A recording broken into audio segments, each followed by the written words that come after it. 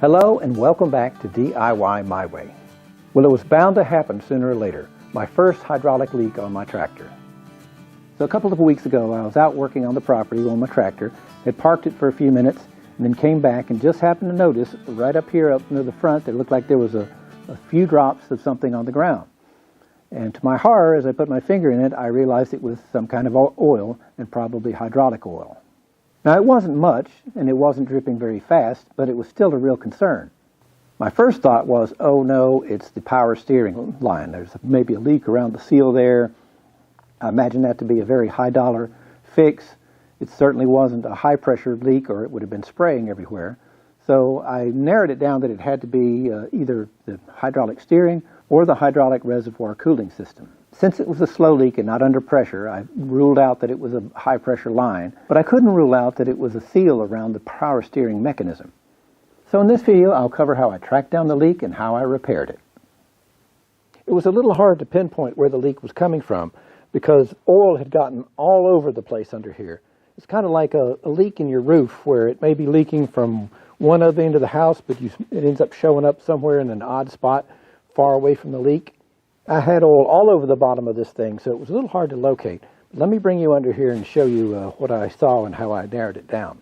It took a little while to pinpoint where the leak was coming from because I had hydraulic oil all along the bottom of the front axle, and I had oil dripping from the power steering mechanism here, and these couplers here. There's actually still a little bit of trace of oil there.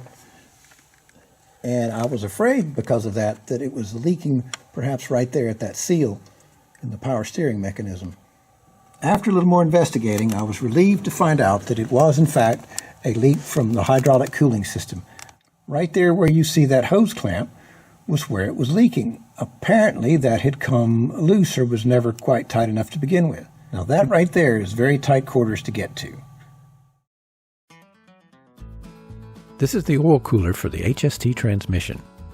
This is the oil cooler line that was leaking, which is really a section of flexible hose. According to the owner's manual, the line is to be checked every 200 hours and replaced every 2 years. That means I'm a year past due to replace it, so I should probably put that on my to-do list. This end of the line connects to the oil cooler return pipe, which carries the cooled hydraulic oil back to the transmission case. In case you're curious, here's the route of the pipe back to the transmission case.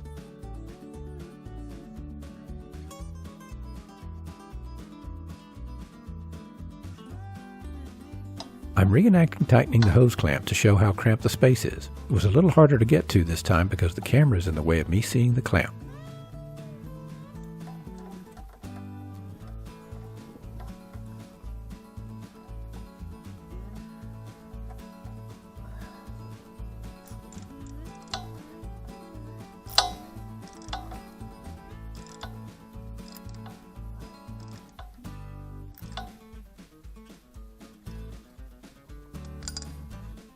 Well, I can't tell you what a relief it was to find out that the leak was just a minor issue that I could fix, because it could have been a lot more convoluted and a lot more expensive. As you saw, it's a very cramped space to get any work done in there. It's clear it wasn't designed with servicing in mind. I feel very lucky that this was a leak that I could fix and I was able to get to it. Next time, I might not be so lucky. If you enjoyed this video, I'd appreciate it if you'd click that like button. Leave a comment, and by all means, please subscribe. And if you want to know when I post a new video, click that little bell. And as always, thank you for watching.